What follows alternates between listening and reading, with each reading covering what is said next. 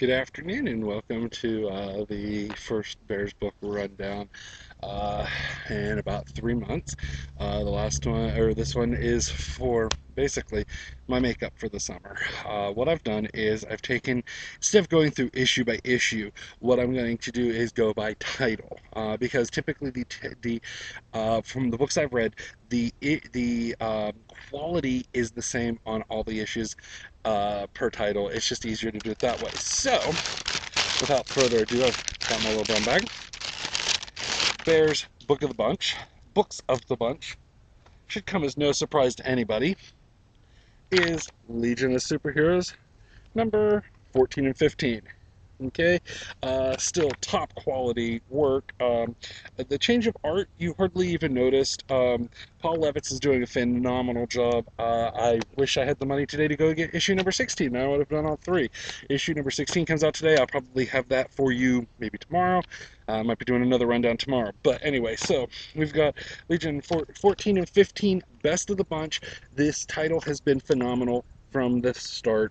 I'm sad to see it relaunch, of course, but at least it's not getting affected come September. So anyway, best of the bunch.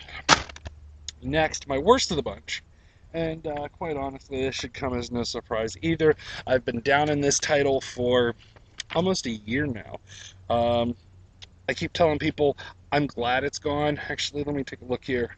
Do this way, that way you can actually see my face. And that is Justice Society, number 52 and 53. This title needs put down. It is Guggenheim. I don't know what happened. He used to be a phenomenal writer.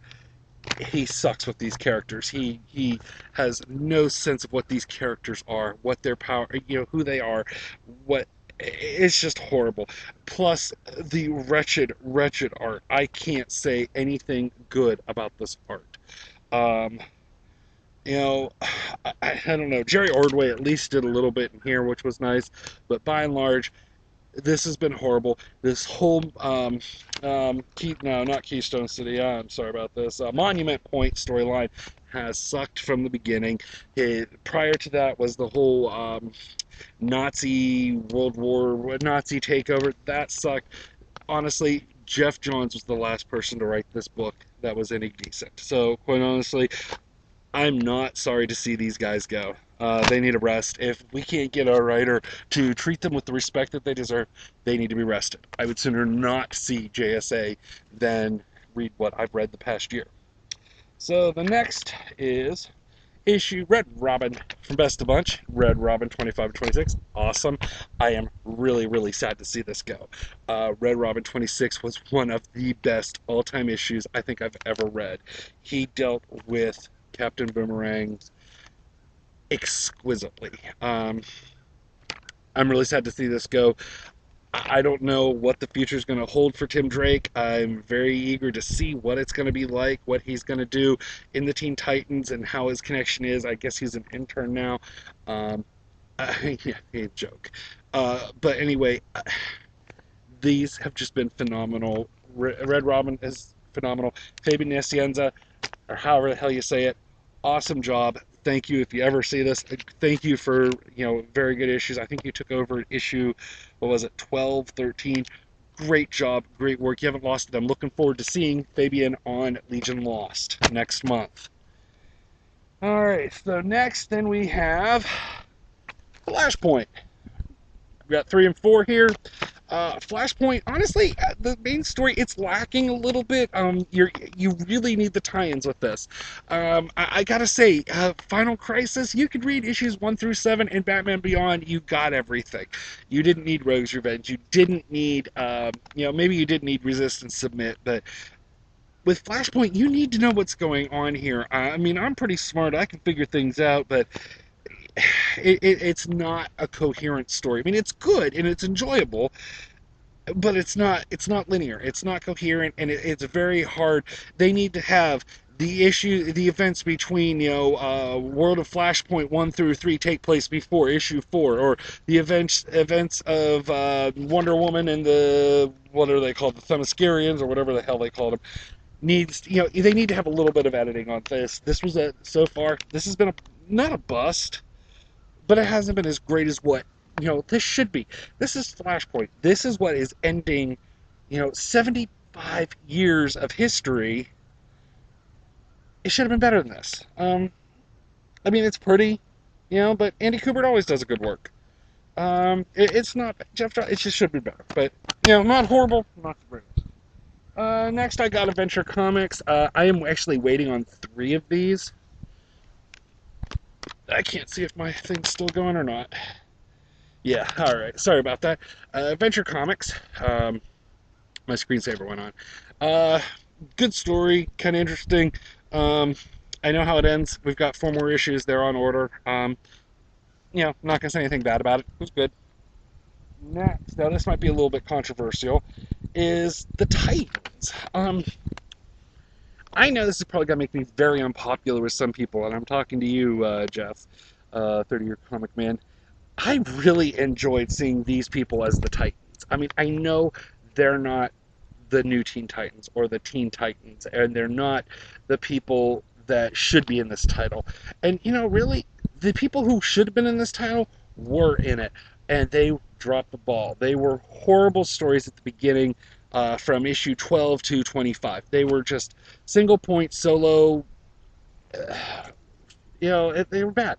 This has told a very good story from start to finish. I can't wait to see this collected because it tells a wonderful story. And I mean, I haven't gotten 37.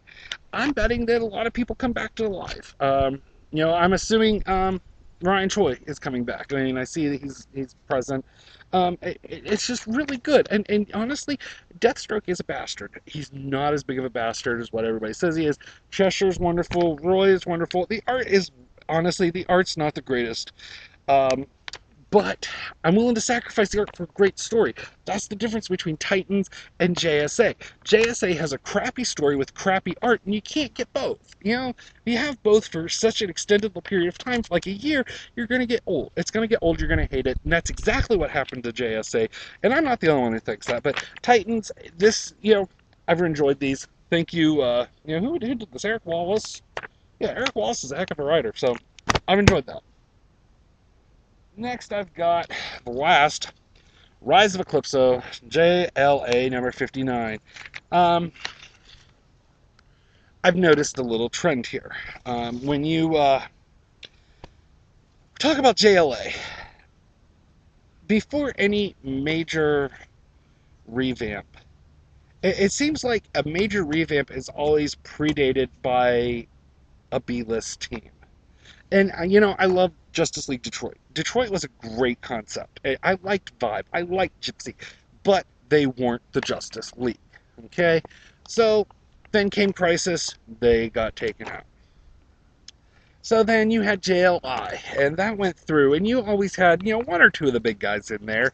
Batman was in there. If Batman wasn't, Wonder Woman was. If she wasn't, Superman was, or Green Lantern. It's just they all took place. However, towards the end, after issue 100, with Wonder Woman not being Wonder Woman, and we're not really sure she was just Diana, and then they started losing people, and then you ended up getting people, Blue Devil, Triumph, and no knocks to them, they weren't the Justice League. And then you go take on Morrison's take on on the Justice League. Morrison had the 7 demigods of you had the Trinity, you had Batman, Superman, Wonder Woman, Aquaman, Green Lantern. Granted, he was Kyle Rayner, but still, Green Lantern. Had Wally West, the Flash. Who am I missing? Had the Big 7, Martian Manhunter. And these people, these were the hero, these were the big guns of the Justice League. These were the big guns of the DC universe. They sold. There's a reason why Morrison's JLA is one of the best-selling JLAs, a Justice League books ever, because it had the people in there. Then keep going, keep going, keep going. You had till the end. You're talking right around Infinite Crisis now. Well, Infinite Crisis happened, and what did they end up with? You had Green Arrow's team. No offense to anybody who liked Green Arrow.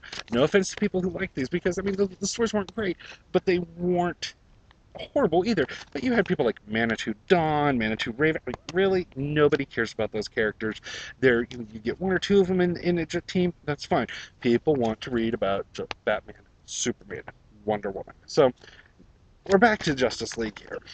And the reason why this has epically failed is because this is a group of people who people don't care about.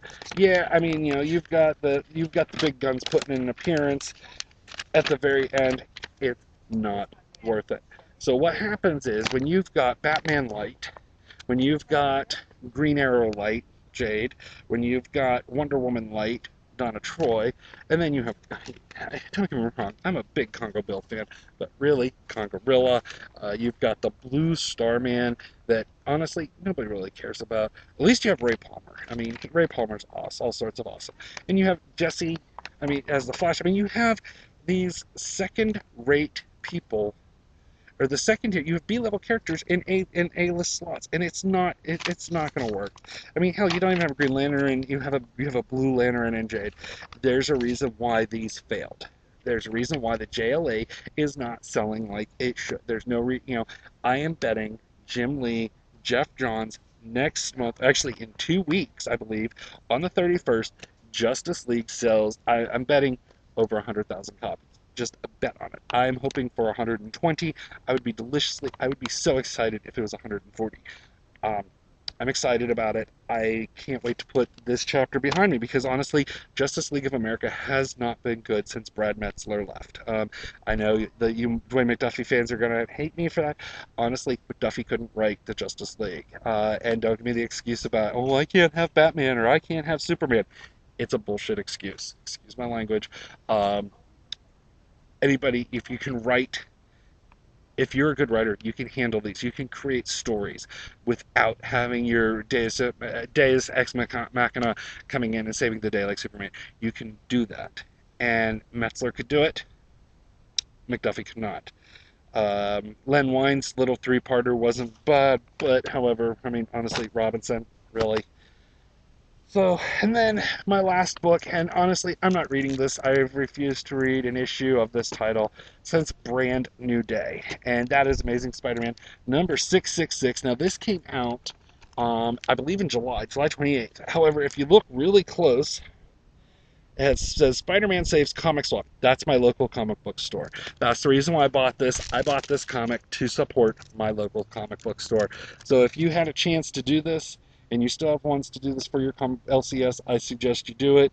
Um, anyway, I have no idea. Spider Island, could care less. Don't, Spidey's dead to me. One more day, brand new day. Old May should have been dead. Anyway, that's been Bear's Book Rundown for today, August 17th. Actually, it should have been last week, considering I bought these last week. I've just been really busy with, friends coming over and my 20th, oh my God, my 20th high school reunion. So, anyway, let's see here. Anything else? What's good, that's bad? Captain America, mediocre movie, not too bad. I personally like Thor better. I'm hearing that from a lot of people. Harry Potter, it was a wonderful, wonderful movie. Um, it's sad to see Harry go. I still have not got to see Green Lantern yet because it has disappeared. I'm probably not going to catch that until it comes out on Blu-ray. Um, Music, LMFAO, Party Anthem, get it, learn it, love it. It's fantastic. Tomorrow, Gaga's new video You and I debut. Get it, learn it, love it. Um, and who else is tweaking my thing? And hopefully, if everything goes well, I will be seeing Britney Spears Friday at Pittsburgh with Nicki Minaj opening. So I cannot wait for that because honestly, I can use me a little Nicki Minaj. And of course, Britney Spears is one of my girls. So anyway, this is Justin, Bears Book Rundown, signing off. I will see you next week.